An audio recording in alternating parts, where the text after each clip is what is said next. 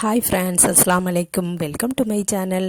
இன்றைக்கி நம்ம சேனலில் டேஸ்டான சிக்கன் மந்தி எப்படி பண்ணலான்னு பார்க்கலாம் வாங்க. அதுக்கு முன்னாடி நம்ம சேனலை இது வரைக்கும் சப்ஸ்கிரைப் பண்ணலைன்னா சப்ஸ்கிரைப் பண்ணிடுங்க. பக்கத்தில் இருக்க பெல் ஐகானையும் கிளிக் பண்ணிடுங்க. உங்கள் ஃப்ரெண்ட்ஸ் அண்ட் ரிலேட்டிவ்ஸ்க்கெலாம் ஷேர் பண்ணுங்கள்.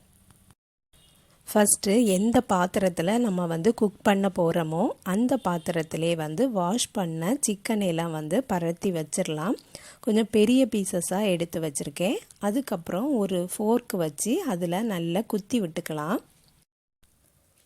1 டேபிள் ஸ்பூன் நல்ல மிளகு எடுத்திருக்கேன். ஒரு பெரிய வெங்காயம் பொடி பொடியாக கட் பண்ணி வச்சுருக்கேன், அதையும் சேர்த்துடலாம்.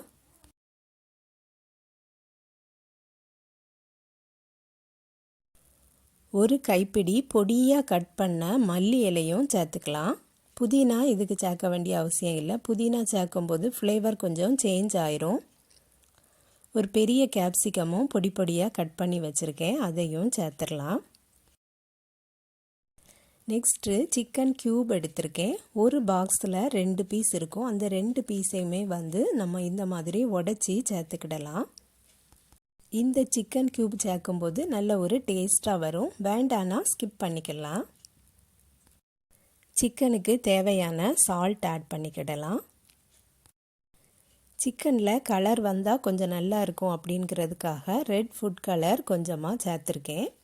வேண்டானா ஸ்கிப் பண்ணிக்கிடலாம். 1/2 கப்பு சன்ஃப்ளவர் ஆயில் சேர்த்துருக்கேன். அதாவது ஃப்ளேவர் இல்லாத ஆயில். கோகனட் ஆயிலெலாம் நம்ம ஊற்றிட்டோம்னா ஃப்ளேவர் சேஞ்ச் ஆயிரும். அதனால் நம்ம ஃப்ளேவர் இல்லாத ஆயில் ஆட் பண்ணிவிட்டு நல்லா மிக்ஸ் பண்ணி விட்டுக்கலாம்.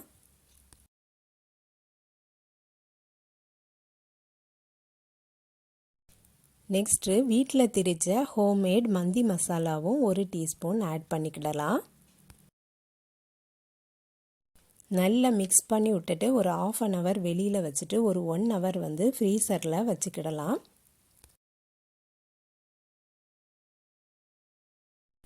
நான் இந்த ரைஸ் தான் எடுத்திருக்கேன். தாவாத் கம்பெனி பாஸ்மதி ரைஸ் எடுத்திருக்கேன்.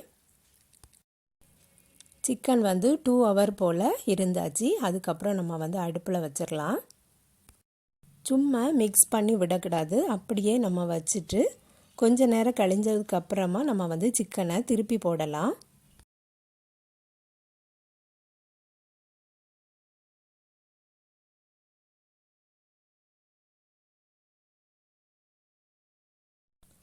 ரைஸ் வைக்கிறதுக்கு தண்ணி கொதிக்க வச்சுருக்கேன். இதில் பிரிஞ்சி இலையும் கிராம்பும் ஏலக்காவும் கருவாப்பட்டையும் கொஞ்சமாக சேர்த்துருக்கேன்.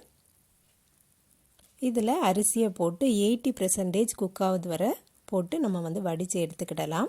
ஒரு ட்ரை லெமனும் போட்டிருக்கேன். சிக்கன் நல்லா குக் ஆயாச்சு. அடுப்பை ஆஃப் பண்ணிவிட்டு சோறும் வடித்து வச்சுருக்கேன். இப்போ நம்ம செட் பண்ணிடலாம். சோறும் சிக்கனும் நல்ல சூடாகவே இருக்கணும். அப்போதான் ஃப்ளேவர் நல்லா இருக்கும்.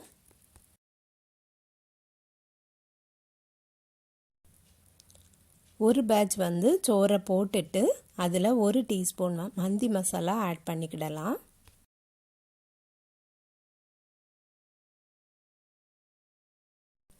நெக்ஸ்ட்டு அவ்வளோ ரைஸையுமே போட்டுடலாம். பரத்தி விட்டுக்கலாம். மேலே ஊற்றுறதுக்கு நான் கொஞ்சமாக பாலில் குங்குமப்பூ போட்டு வச்சுருக்கேன். குங்குமப்பூ மில்கையும் ஊற்றியாச்சு. அதுக்கப்புறம் கொஞ்சமாக ஃபுட் கலர் தண்ணியில் கரைச்சி வச்சுருக்கேன், அதையும் சேர்த்துக்கிடலாம்.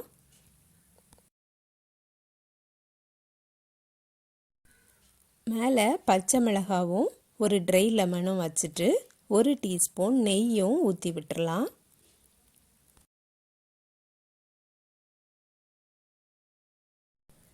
மெயினாக ஃப்ளேவரை தரக்கூடியது இந்த கறி தான். ஒரு சின்ன பிளேட் வச்சுட்டு சூடான கறியை வச்சுட்டு அதில் கொஞ்சம் ஆயில் ஊற்றிட்டு டைட்டாக மூடி வச்சிடலாம். அதுக்கப்புறம் ஒரு 1/2 hour போல் தம் போட்டுடலாம்.